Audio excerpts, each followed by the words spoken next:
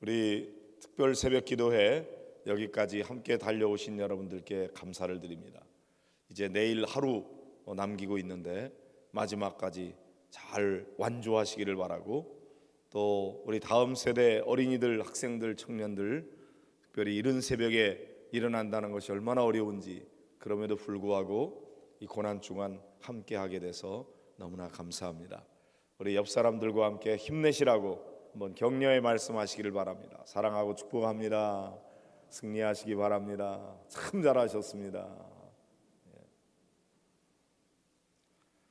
사실 근래에는 이 사순절 새벽기도 잘 안 합니다. 새벽기도로 크게 부흥한 명성교회마저도 40일 이 사순절 기도회 안 하는 걸로 알고 있어요. 왜? 잘 안 모이거든요. 그러니까 그냥 아주 간단하게 고난 주간만 쌈박하게 이렇게 하고 마는 경우가 있는데, 우리 교회는 그래도 이 사순절을 기다리는, 그리고 이 사순절을 사수하는 고정 멤버가 있기 때문에 그래서 안 할 수가 없어요. 함께 해주시는 여러분들께 너무너무 감사를 드립니다. 오늘 이 누가복음 18장에 나오는 인물은 실제적인 인물이 아니고 어떻게 보면 가상의 인물이죠.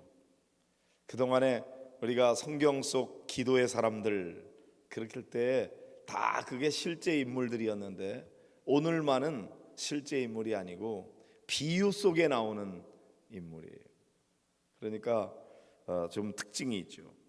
이 사람은 과부로 나오고 있습니다. 이 성경이 쓰여지던 이 시대에 예수님 당시에 과부는 가난의 상징이었어요. 그래서 고아와 과부 이렇게 짝을 이루는, 그러면은 그 당시에 과부가 된다는 것은 가난해진다는 거예요. 지금도 여성들의 일자리가 충분하지 않고 또 남성들과 비교하면은 상대적으로 이렇게 차별을 당하는 그런 경우들이 있는데, 그렇지 않은 직종들도 있지만은, 그리고 여성의 지위가 많이 향상된 게 사실이지만, 이 당시에는 여성들이 뭔가 일을 해서 돈 벌 수 있는 것은 극히 제한되어 있었기 때문에, 그래서 남편을 잃는다고 하는 것은 아주 가난해지는 것을 의미했습니다. 특별히 젊은 여성이 일찍 혼자가 되면은 그것은 아주 고생을 하게 되는 그런 삶이었어요. 그리고 힘이 없으니까, 남편이 없으면은 자기를 지지해 줄 사람이 없잖아요. 그러니까 억울한 일도 많이 당하게 되는 거죠. 사람들에게 무시당하고 억울한 일 정당한 대우만 받으면은 괜찮아요. 그런데 억울한 대우를 받게 되는 거죠. 그러니까 옆에 남편이 있다고 하는 것이 얼마나 감사한지, 혹시 옆에 남편이 있는 분은 고맙다고 한번 해보세요. 당신이 있어서 내가 과부가 되지 않았으니 얼마나 감사한지. 전에 그 서울 세브란스 병원에서 사역하던 김봉남 전도사님이라는 분이 계셨는데, 그분이 그런 얘기를 하더라고요. 술 주정뱅이라도 남편이 살아있으면 감사하라고. 그 남편 때문에 내가 과부 소리 안 들으니까 얼마나 감사해요. 근데 그분은 사실 일찌감치 혼자 됐어요. 젊어서 혼자가 됐다고.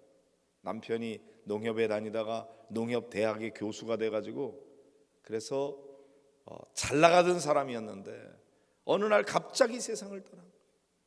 그 사람들이 전부 다 혀를 차면서 아유, 젊어서 혼자 됐으니, 그러는 소리가 너무너무 듣기 싫었고, 자기는 빨리 늙고 싶은 여자라고 그랬어요. 세상에 어느 누가 빨리 늙고 싶은 사람이 있겠어요? 그러나 그런 동정의 눈길과 그런 말이 너무나 듣기가 괴로웠던 거죠. 여러분, 여기에 나오는 이 과부는 너무나 원한이 쌓일 만큼 억울한 일이 있는 거예요.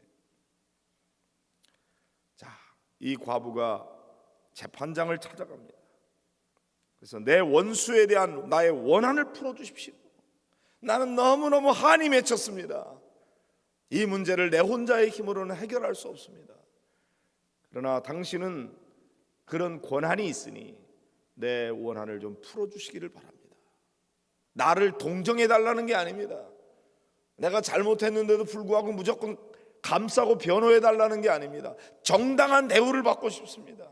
내 원수에 대한 나의 원한을 풀어주십시오. 그렇게 가서 외쳐대는데, 문제는 이 재판장이 문제예요. 그 사람은 하나님을 일단 두려워하지 않는다 그랬어요.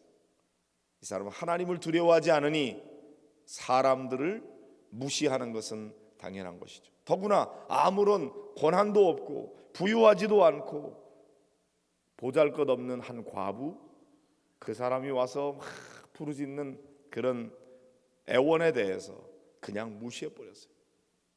하나님도 두려워하지 않는데 뭐 하나님을 믿지 않는 거죠.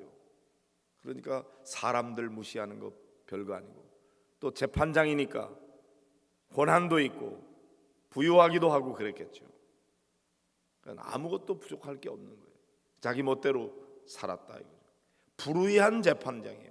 지금 현재 많은 재판장들이 다 그렇다는 게 아니에요. 이 재판장이 그렇다는 거죠. 재판장은 하나님도 두려워하지 않고 사람을 무시해요.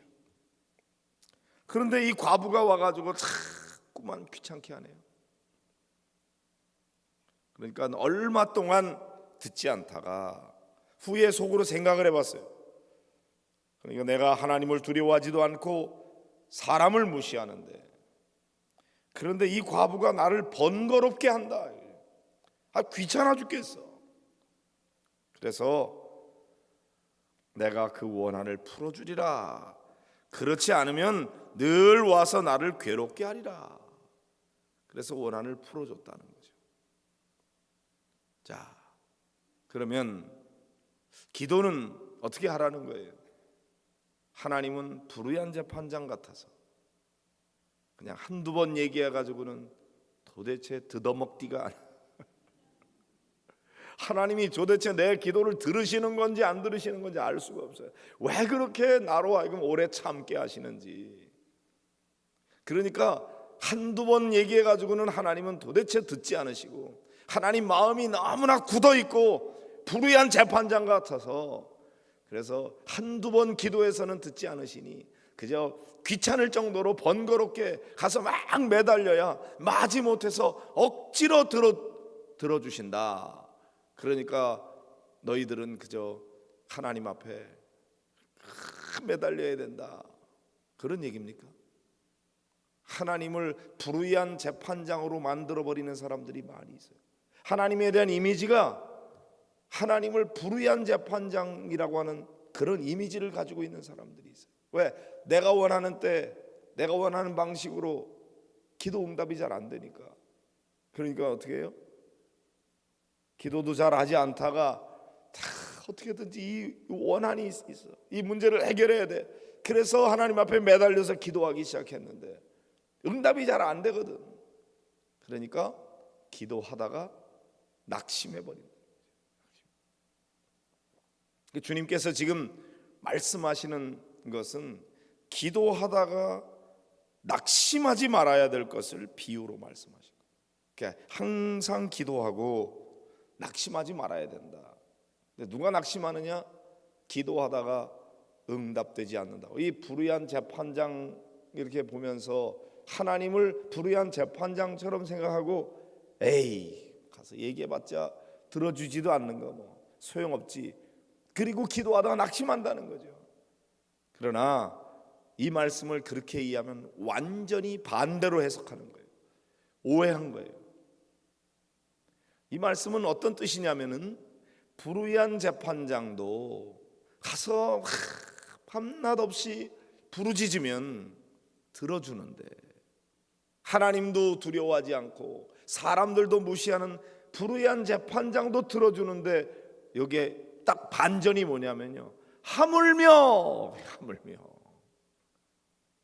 하나님은 불의한 분이 아니시고 사랑이 많으시고 자비하신 분이신데 불의한 재판장도 들어주는데 어찌 하나님께서 너희의 밤낮 부르짖는 기도를 들어주시지 않겠느냐, 그런 말이죠. 이 하물며가 또 어디 나오나요?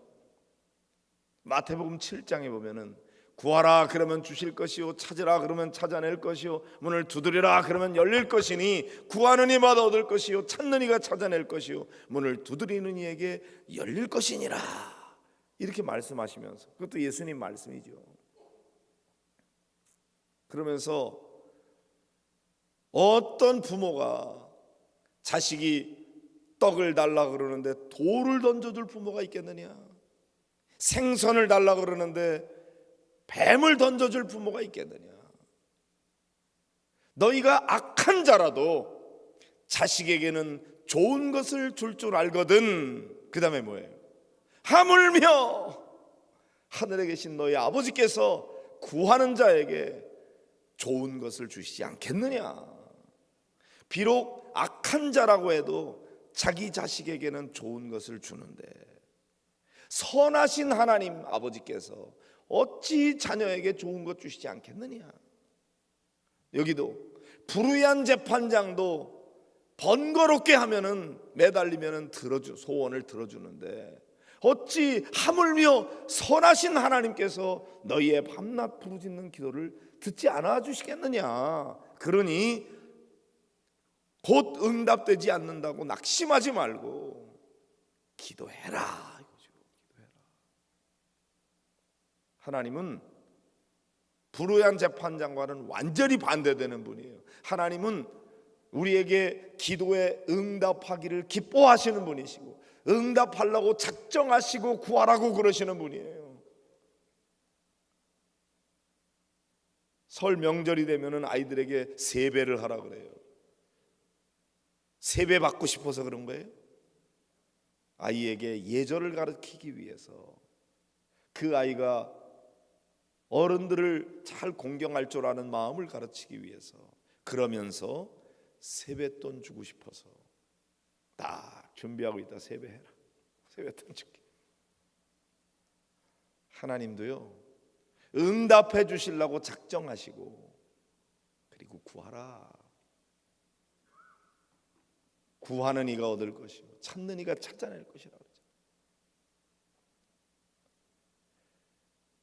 야베스의 기도라고 하는 그 책에 보면은 그런 얘기가 나와요. 조안이라고 하는 사람이 이제 죽어서 천국에 갔는데 가보니까 뭐 기가 막힌 것들이 너무나 많이 있는데 거기 거대한 월마트 같은 그런 창고가 있더래요. 그 저건 뭡니까 그랬더니 그건 신경 쓰지 마라. 그래도 천국의 비밀이 어디 있습니까? 그리고 가서 그걸 열어보려니까 이거 신경 쓰지 말라고, 관심 갖지 말라고. 그래도 궁금해요. 그래서 가서 열어보니까 그냥 진귀한 그 보물 같은 귀한 것들이 박스마다 그냥 끄덕끄덕 찾고 그 앞에 이름들이 다 기록되어 있더래요. 그래서 내 것도 있나 가서 보니까 거기 있더래. 그래서 그거를 열어보려니까 열어보지 말라고. 왜 열어보지 마냐고. 그리고 열어봤대요. 너무너무 귀한 것들이 있는데 이게 뭡니까? 하나님께서 그 사람을 위해서 주시려고 예비해 놓은 축복인데 구하지 않아서 천국에 쌓여 있는 복이라는 거죠. 하나님이 인색해서 우리에게 주시지 않는 것이 아니라 우리가 구하지 않기 때문에, 또는 기도하다가 중도에 너무 낙심하고 포기했기 때문에, 그래서 하늘에 쌓여 있는 복이 그렇게 많다는 거죠. 사랑하는 성도 여러분, 하나님은 그렇게 불의한 분이 아니에요. 하나님이 인색한 분이 아니에요. 하나님은 잔인한 분이 아니에요. 우리를 무시하는 분이 아니에요. 하나님 우리를 너무너무 사랑하시고, 하나님은 우리에게 귀한 것을 이미 예비하시고 들어주시려고 작정하시고, 그리고 우리와 더 친밀한 관계를 맺기 위해서 우리에게 다가오라고, 구하라, 그럼 내가 줄게, 예비하시고 허락해 주시는 분이에요. 하나님에 대한 잘못된 이미지를 씻어버려야 돼요. 하나님은 좋으신 하나님, 자비의 하나님, 풍성하신 하나님, 은혜의 하나님, 사랑의 하나님, 부자 하나님, 모든 것 다 죽어도 아깝지 않을 독생자 예수 그리스도의 생명까지 아끼지 아니하시고 우리에게 주신 분이 무엇인들 아까워서 우리에게 주시지 않는 것이 있겠느냐? 로마서 8장에 말씀하죠. 그러므로 성도 여러분, 혹시나 기도하다가 낙심했습니까? 기도하면서 염려하고 계십니까? 다시 한번 하나님의 살아계심과 그 놀라운 은총과 사랑을 기억하면서 낙심하지 말고 다시 하나님 앞에 엎드려 기도할 때 가장 좋은 때 가장 좋은 방법으로 가장 풍성한 은혜로 응답해 주실 줄로 믿으시기를 바랍니다.